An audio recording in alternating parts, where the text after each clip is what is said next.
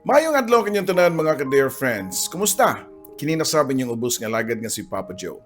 Karong adlaw doon na tayo ka istorya nga atong idalit kaninyo nga pinada sa ato ang mga YouTube subscribers. O kung bago ka pa sa ato ang channel, ayaw kalimot sa pag-subscribe and click the notification button para ma-notify mo sa mga bagong video nga ato ang idalit kaninyo mga bagong istorya. And of course, mga nangita sa mga daan atong mga istorya, inyo sa makaplagan sa Katabi with Ate Gems. O subscribe and click the notification button para ma-notify mo sa mga repurpose na to nga mga video nga wa na ninyo makaplugin ini nga tuang channel. Kay kasagaran nga nadiri mga bago na nga mga istorya. And kung kamo ginahanap mo nga mapada sa inyong kagulihong istorya, ipadala ka na sa papajoesuperb@gmail.com or i-check ninyo ang video description below kay na dito ang saktong o kompleto pa gyud nga email ad para di masaag. So, dito maglangay ug aniya na ang duha ka istorya nga pinadaan nila ni Kuting ug ni Joy. Diri lang sa Dear Papa Joe Stories. Oh dear Papa Joe, tagapayo ng puso. Sa bawat kwento, ikaw ang sandalan ko. Sa pag-ibig, sa sakit, sa pangarap at saya, ikaw ang tinig ng bawat nag-iisa. Mga ka-dear friends, may mga pangutana. Ang binuhatan ba mo ay sugdanan sa tao kung angay ba siya nga makasud sa gingharian sa langit o tawgon nga anak sa Diyos? O leksyon lamang ba kini o pagtulunan para sa sunod natong umaabot nga kaliwatan ug mo'y mugian nila sa saktong daan nga ilang laktan sa umaabot pang mga panahon. Dear Papa Joe, taguan lang ko sa pangan nga Kuting. 20 anyos na kapin ang pangidaron. Suki kay konti paminawan sa mga programa sukad pa atong napa sa radyo. Maminaw nami, kaming duha sa akong lola. Bata pa lang ko ganahan akong maminaw sa imong programa. Pila ka tuig nilabay, mga 2024 nakita nako sa YouTube ang imong channel. Pinaagi sa cellphone o Bluetooth speaker, malingaw nami nga maminaw sa kaagi sa uban nga nagahatag namog inspirasyon nga mulaban pa sa kinabuhi. Papa Joe, nagpuyo day ko sa baybayon dapit sa Negros. Kini akong isaysay dili ni mao ang akong istorya kundi kaagi sa akong lola og maoy akong magtatambag ug nagiya kanako sa saktong dalan. Apan, sa sayop gihapon nga dalan ang akong gibagtas karon. Sugda og saysay ang kaagi ni Lola sa katong bata pa lang siya. Si Lola nagpuyo kini sila sa bukirang bahin sa among lungsod. Layo sa syudad ug layo sa mga silingan. Ug matod pa ni Lola, nga ilang yuta dito gibayluan lang daw siyang amahan sa una og kabaw. Halos modangat og 3 ka hektarya apan bungtod lang ang nahimutangan. Si Lola ang kamagwangan sa 4 ka manag-igsuon. Bata pa lang siya, daghan na siya obligasyon, isip o sa kamagwang. Ug matod pa niya nga sayo pa lang sa kabuntagon, pukaw na siya sa inginahan para palungagon kay iyang mga ginikanan mao'y mangguna sa ilang kamaisan. Human niyang lungag, iyan na dayon ning itugway ang kabaw ug magkabuog tubig sa tabay. Unya ni kahuman, muapas dayon siya sa iyang mga ginikanan para mutabang og guna sa ilang kamaisan. Ingon ana kakugihan ang akong lola. Naka-eskwela si Lola pero kutob ra pud sa grade 3. Dili lalim ang iyang nagian samtang nag-eskwela pa siya. Sa gikaingon ko pa nga maglungag, magtugway, magkabo siya, usa makaadto og eskwelahan. Kaniadto kuno, kung malate ang mga estudyante, patindugon pa og pangutan-on sa mga maestra og why are you late? Kung di ka katubag kay di ka makalingkod. Maglisod og tubag ang mga estudyante kay in English man ang itubag. Kung mutubag og Binisaya, pamultahon. English na kuno ang gamit bisan og elementary pa. Ang national anthem nga lupang hinirang nato karon kay sa English pud daw sa una, also known as Land of the Morning. Hasta mga panunumpa sa watawat panatang makabayan, English pud kuno ang tanan sa iyang panahon, Papa Joe. Dako nang gyud og kausaban ang sauna og karon. Kay karon di naman praktisado ang mga bata sa kalisod sama sa pag-uma. Kay bisan sa bukid, tagsa na lang pud ang mag-uma kay kasagaran manrabaho naman sa syudad ang padre di pamilya. So nang panahon sa akong lola, lagot mo ra ang iyang baon. Anytime sa recess, mudagan pa siya padung sa lunangan para magpalunang og kabaw. Kung half day ra po ang iyang klase kay moapa siya sa iyang mga ginikanan sa kamaisan para mangguna. Mao po na ang rason nga kutubra sa grade 3 si Lola. Kay sa batang pangidaron, responsable naman siya nga moatiman sa iyang mga manghud kung wala ang ilahang mga ginikanan. Grabe daw kaabunda ang ilang kamaisan nga mulanat pa og pila ka adlaw ang pag-harvest nini. Ang ilang payag mapuno sa mga mais. Dili nila maato og hurot kay napay daghang stock na apoy daghang harvest sunon pod. Mao na ang nakanindot sa una kay di gyud sila magutman. Tungod sa kadaghan silang mais, ang ilang mga silingan makigbarter og itlog, usahay, bayluan og buwan. Mga maayo kinaiya ang mga ginikanan sa akong lola kay na may mga silingan nga moadto sila ha umingon nga nitabang ra ba ko og bugaw sa hayop nga kanding og baka sa inyong kamaisan. Hatagan na po dayon og mais sa akong lolo. Naapod sila mga silingan nga mutabang og daro, mutabang og pananom unya inig-harvest nila kuhaon ang ilang suhol nga mais. Ingon na kanindot ang panahon sa una nga makontento ra sa simpleng mga butang Papa Joe. Dili kay sa kinaiya og batasan ra maayo ang pamilya sa akong lola. Diyos nun pagyud sila.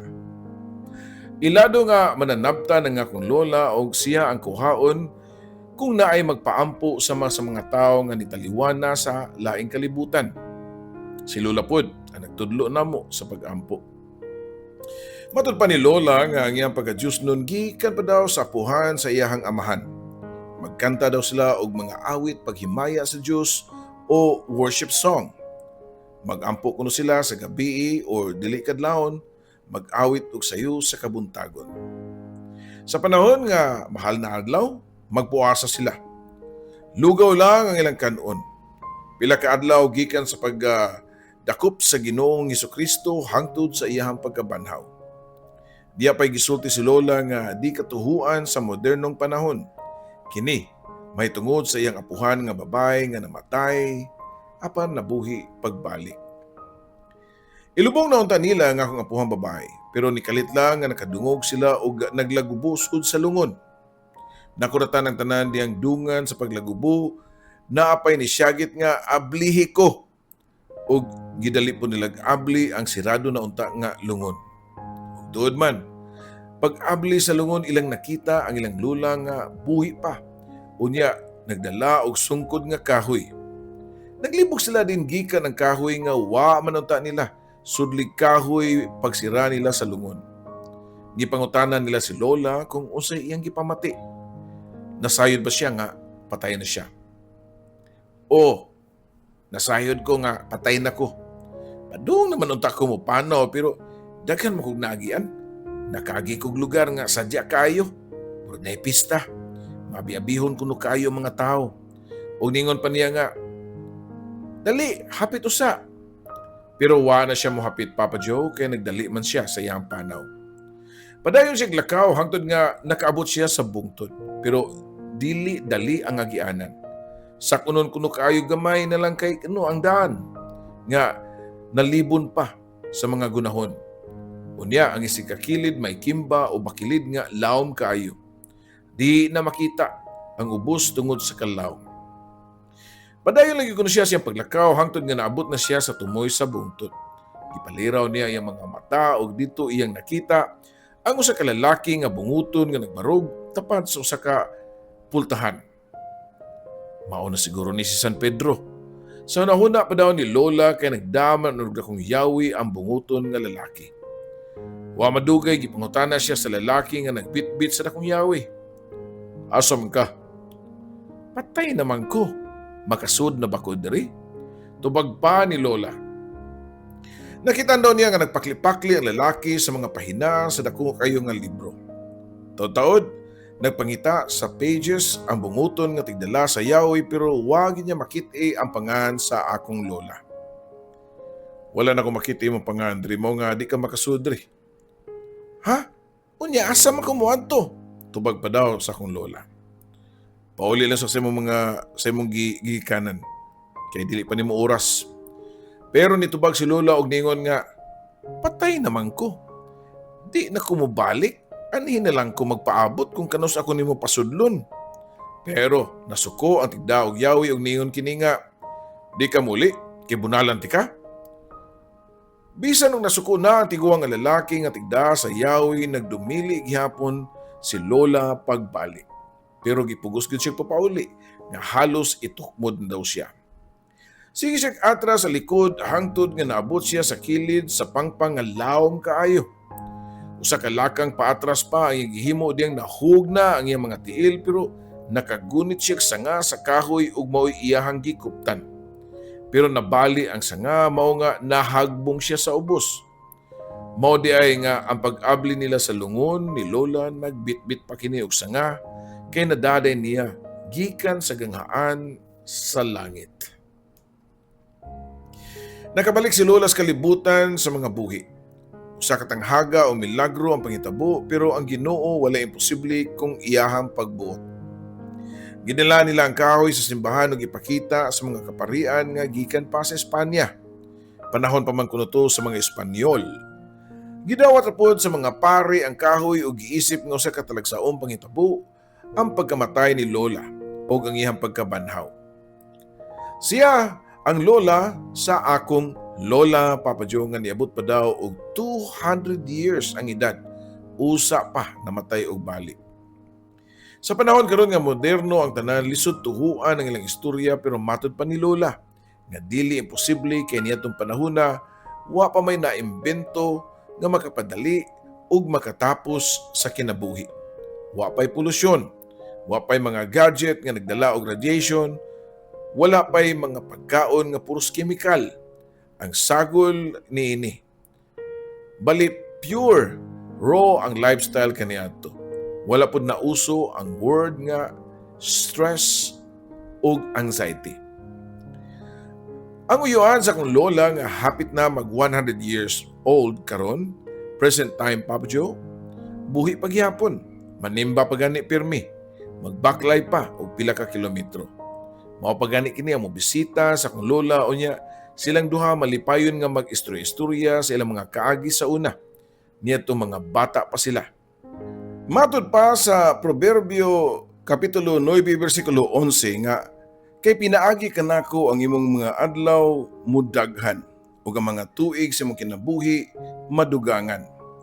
Muhatag unta kining pagtulunan sa mga batan-on nga sama nako nga naglakaw sa sayop nga dalan. Natubag na ang mga pangutana Papa Joe kung unsa bagyod di ay ang kinabuhi. Ang pagpakabuhi ba mao'y sukdanan sa tao nga angay ba siya makasud sa gingharian sa langit ug tawgon nga anak sa Dios? Padayon ta sa istorya sa akong lola. Dili tanang adlaw kay grasya ang amo o ang imong madawat. Usahay tugutan usab sa Dios nga tagang kag pagsulay sa kinabuhi para masukod kung asa jud kutob ang pagtuo ug pagsalig nato kaniya. Sama na lang sa may niabot daw nga sakuna silang kinabuhi. Ug matud pa ni Lola nga may niabot daw nga kusog nga bagyo sa mga lugar sa ilang panahon. Kusog nga hangin nga may sagol nga bas daw ang ilang nahiaguman. Giharos ang ilang mga tanom nga mais ug naguba ang ilang payag nga gibutangan sa ilang mga ani. Di na mapuslan kaya nagkatag na sa yuta unya nabasa sa ulan. Pagtuang sa bagyo, wala unta sila makaon pero unsang milagruha nga ang itlog nga gisud sa basket wa gyud mga buak Papa Joe. Mao gadto ang ilang gikaon niadtong adlaw. Paglurang sa bating panahon, mao ang hayag nga sidlak sa adlaw. Simbolo sa pagbangon kung ikaw nasukarap. Angay kang motindog nga mas lig-on nga motubang para ayuhon ang naguba. Gitukod pag-usab sa iyang amahan ang ilang balay, mas dako-dako na kaysa sa una. Mas lig-on ug mas presentable.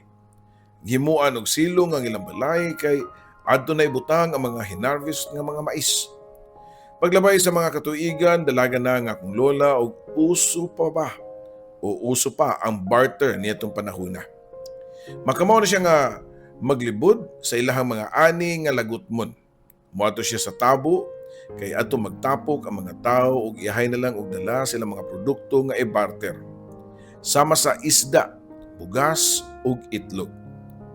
Maglakaw si Lola og pila ka kilometro para maglibot sa iyang paninda. Ug maabdan kuno siya og mga 5 ka oras sa dalan. Apay panahon nga bation siya kagutom, mao nga iyar pud kanon ang iyang paninda. Wa madugay, nakaila ni Lola si Robertson. Siya ang una o katapusan nga gugma sa akong lola. O siya pod ang akong lolo Papa Joe. Si Claude Bossi nga uyuan ni Robertson mao pod ang namenyuan sa iyaan ni Lola, mao nga nagkaila sila og nagpakasal. Dili gusto mo puyo si Robertson sa lugar sa akong lola, mao dito sila namuyo sa ilang lugar. Nagsugod og silang ilang kaugalingong pamilya. Gitugahan og mga anak apan kung kanus-an ni dako na ang ilang pamilya, mao pod ang paglubad sa kolor sa akong lolo Robertson. Palahubog na kaayo si Robertson. Inikahubog magmaoy unya si Lula ang pahimungtan. Iyang pasakitan si Lola unya dapatan labi na og muuli nga hubog. Unya di makakaon sa sudan. Manghagis, ipanglabay ang plato unya ang ilahang mga anak ang pahimungtan ug bunalan. Sa kampo sa mga sundao nagtrabaho si Lolo Robertson. Ug bisan pa sa iyang bati nga kinaiya, pero mo-provide siya sa iyang pamilya mo nga wa mudayon og biya si Lola. Bisan pa og makadaghan na siya nga mulayas, da ang iyahang mga anak pero mubalik ra gyapon siya. Ang bugton lang mahimo sa kong lola mao ang pagluhod sa altar aron magampo og manalangin nga makabaton og kalinaw ang ilang panimay. Usa ka gabi niadto ni pauli nga hubog na sad si Lolo Robertson ug sayo kini nga natug apan pagkakadlawon, mao na lang ang namat-an ni Lola nga uwa na naglihok ang iyang bana. Nangayo og tabang si Lola sa igsuon nga lalaki ni Lolo ug tuod man ilang gitabang. Giurom di ay si Lolo Robertson nga mo'y hinungdan sa iyahang pagkamatay. Grabing hilak sa akong lola, kay matud pa niya nga dili ang mga bad memories ang iyang ginuhuna, kundi ang mga malipayon nga adlaw nga kauban niya ang akong lolo nga si Robertson.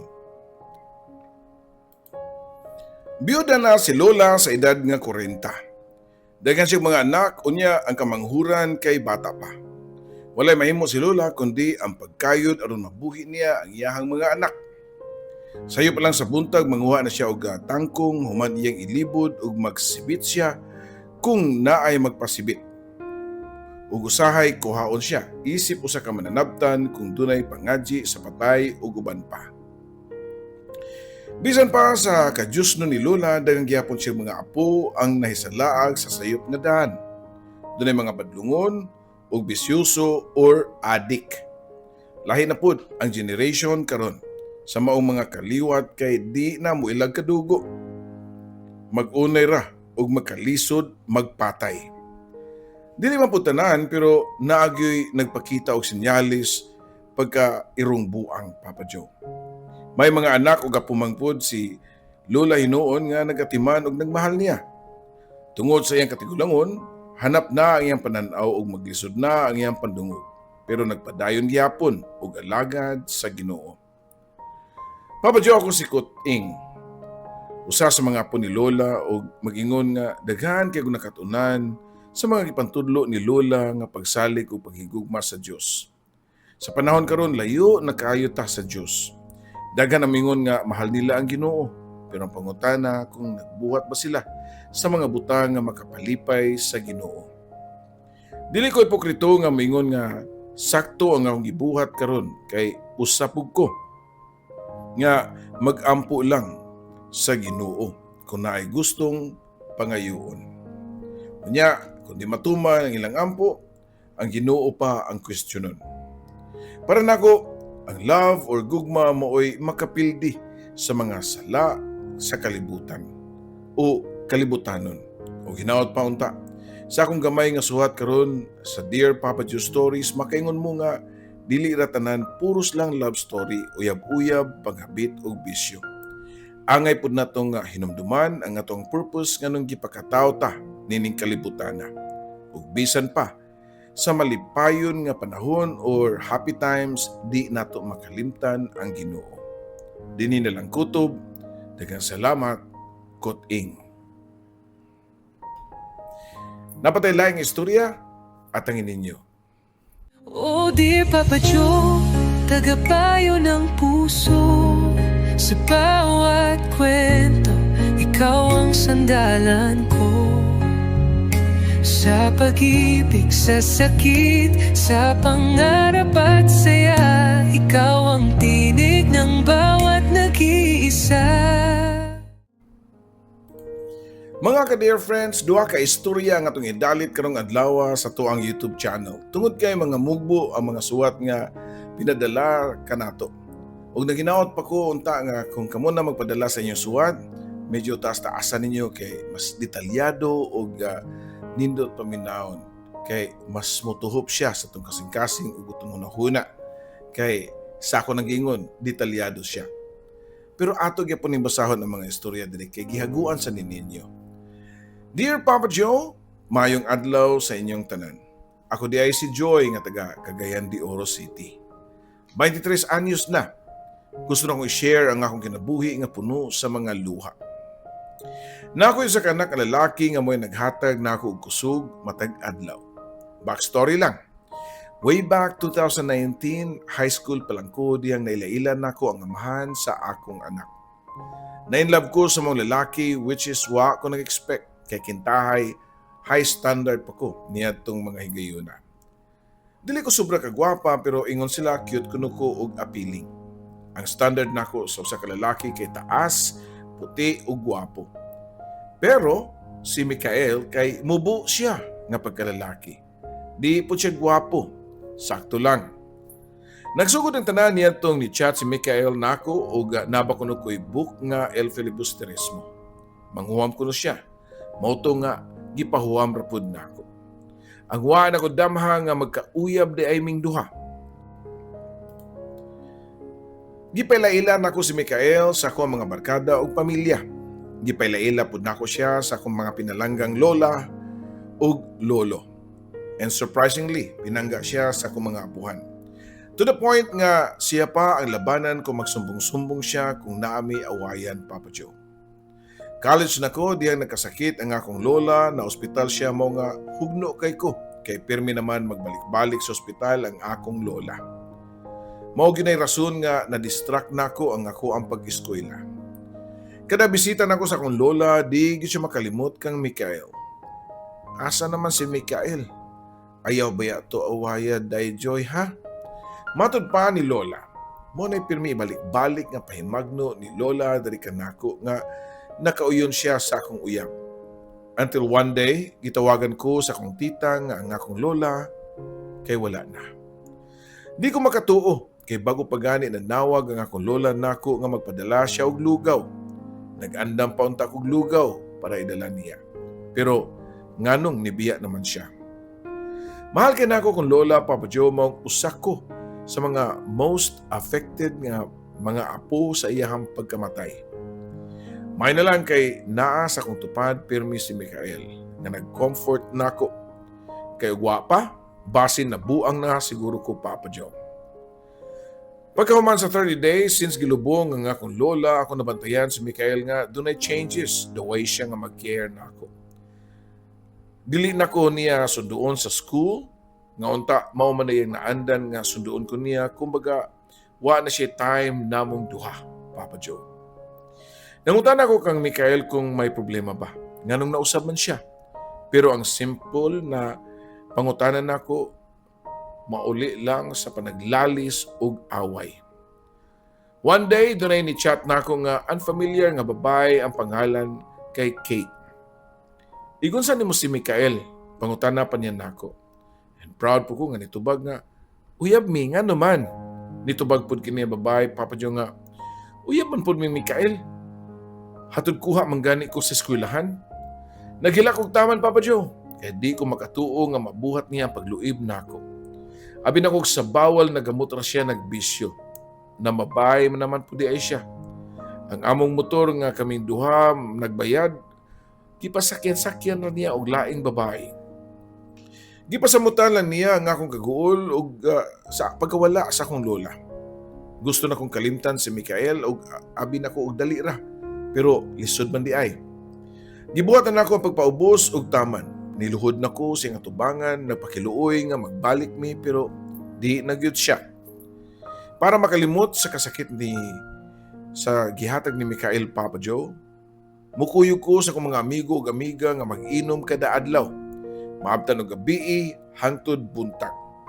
Iniguli na ako sa balay, makahila ko ug makaingon ko nga kung buhi pa lang unta si Lola, dili unta ko mag-uol sama ni adto. Naman tayo nanguyab nako nga mas labaw pa kang Mikael, nga professional, engineer, doctor. Pero si Mikael good ang akong gusto. Usa ka adlaw niadto mo na ako nabantayan sa akong kagalingon nga pila ka buwan na pud ko nga wa nag-menstruation. Abi na kog okay ra, kaya nagsige naman kog spotting. Pero nadugay murag dili na normal ang akong pamati. Mao to nga nagpalit ko og pregnancy test kit og nag-self-test ko para mailahan kung unsa ba gyud ang natabo sa akong lawas. Ug tuod man duha ka badlis ang resulta Papa Joe sa PT. Meaning to say, pregnant ko, Papa Joe. Ako nang gisend sa iyang ate ang result ug wa madugay nito nga si Mikael kay makigbalik ko na siya nako ug mao nga ako rasan nga gidawat. Kay mao man ang akong gusto nga mobalik siya nako, ang akong mahal nga amahan sa akong anak. Sama pa nagbalik na obserbahan nako ang pagkausap ni Mikael, nabuutan na siya. Nagtipon me when I was 5 months pregnant. February 10, 2024, gipanganak nako ang among baby boy nga usa ka healthy ug dakong pasalamat nako nga okay ra ang bata bisan pa sa akong pag-inom ug pag first trimester o pag-inom niya tong pag first trimester kay wa paligi ko makahibaw nga mabdos day ko ni adto. Happy na ko kay gipakita ni Michael nga almost perfect father siya sa among anak.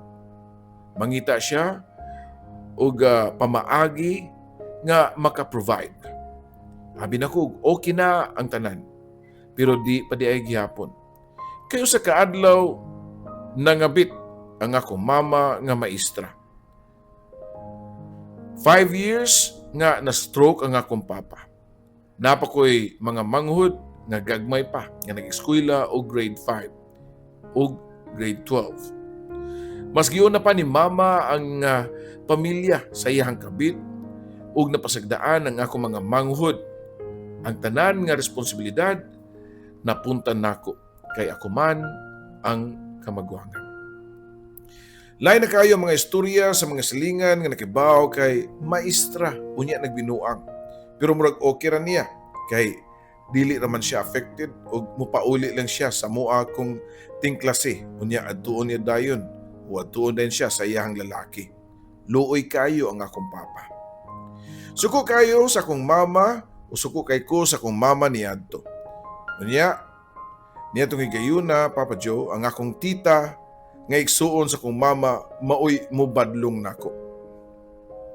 Pasagdahin na lang na inyong mama oy.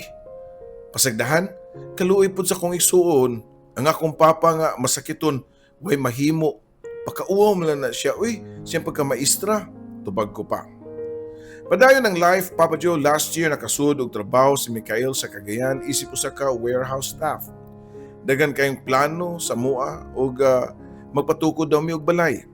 Pero nag-start naman siya og duwa og sugal nga scatter. Iyang gamay nga sweldo kay igo ra isugal. Nagdugang lang gyud siya sa labad sa kung si mama og si Mikael, si papa nga na stroke, napa ang akong anak ug akong mga manghod. Dili pa gyud igo, ako pang nahibaw-an nga nibalik na pud diay sa iyahang bisyo nga droga si Mikael Papa Joe. Wa na ko makasabot sa kagubot ug kadaghan sa akong problema Papa Joe. Pero padayon lang gihapon ko. Kaya nga akong gisudlan, padayon ko nga nagampo nga unta mabalik sa iyang kabuutan si Mikael. Pero nisamot man hinuon. Dali na lang kayo siya masuko o gamay ray ligas masuko dayon. Akong duda nga gawa sa iyang pagka-bisyoso naapod siya'y babae. Kay kada alas 3 sa kadlawon na siya muuli sa mua. Nabi day man trabaho nga kadlawon na mo pauli. Unya dili siya mo pahuwam sa iyang cellphone rin ako. Iyang taguan pirmi o di siya ganahan nga muhikap ko sa iyang cellphone. Doon naman inong ko'y trabaho pero dili na ko makafocus kay mag-overthink dayon ko. Magsige na lang kog hilak. Hangtod nga nakahukom ko nga undangon na nako. Buhian na nako si Mikael. Sakit kayo kay wa ko'y kasumbungan sa akong mga kasakit. Asa man ako isulti ang akong mga kasakit sa akong mga manghod nga mga bata pa man. Yes, tinuod nga nakanon ako nga buhian si Michael. Pero wag yun na may tabo. Kay hantod karon nagtipon gihapon mi. Pero murag para sa bata na lang. Mahilig po siya maminaw si Mikael sa imong mga storya sa YouTube, Papa Joe.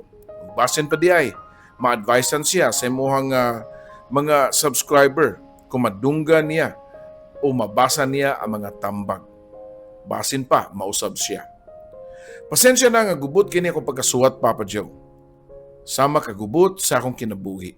Dini na lang kutob ug daghang salamat, imong magtatampo, Joy. Well, Joy, daghang salamat sa imong tampo. Ginaot pang mabasa usab ni Mikael ang mga tambag sa itong mga kaigsunan regarding sa inyong sitwasyon. And subo man nga nitabo na ninyo pero mo na ginaingon nga sa inyong estado karon na pamo sa period of adjustment. Tungod kay kung imo ang buot sabton, dili pagyud mo andam. Naamoy gipugos nga may tabo sa inyong mga kinabuhi, nagbuhat mo relasyon nga kuwang sa pundasyon. Labi na sa blessing sa tong labaw nga magagahom. Labi na sad nga wa sa mo makasal. Hinaot pa unta nga dunay mga mapupo ninyo nga nindot nga tambag sa itong mga kaigsunan o makuhaan na ninyo o giya para mas mapalambo pa ninyo o maayo ang inyong relasyon. So daghang salamat, kiniusab ang inyong ubos nga lagad, Papa Joe.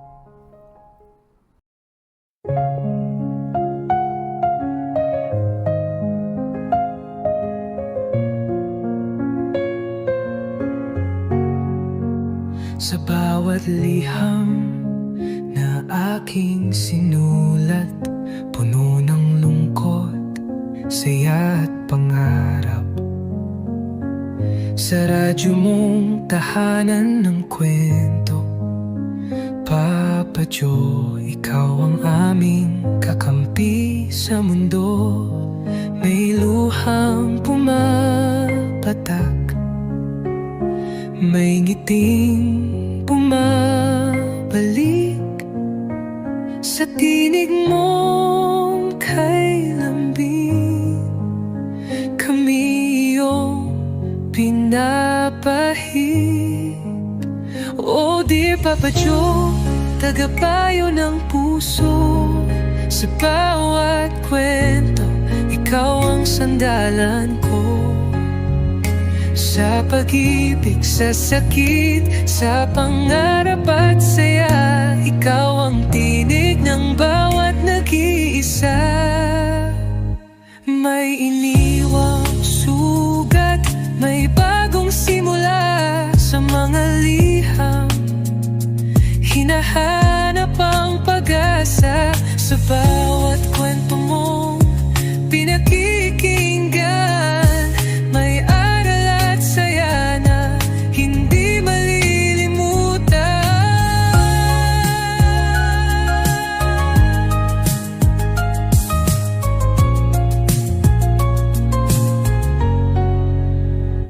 May iniwang sugat, may bagong simula sa mga liham.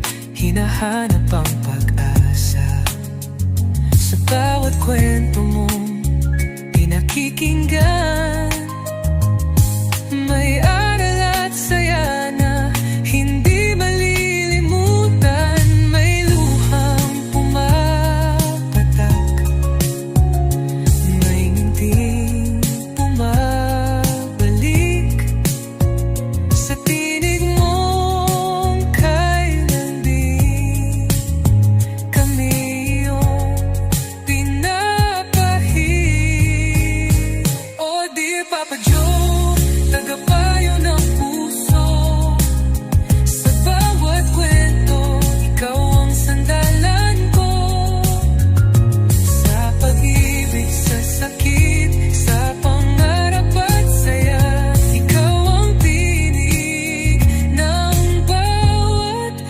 iisa.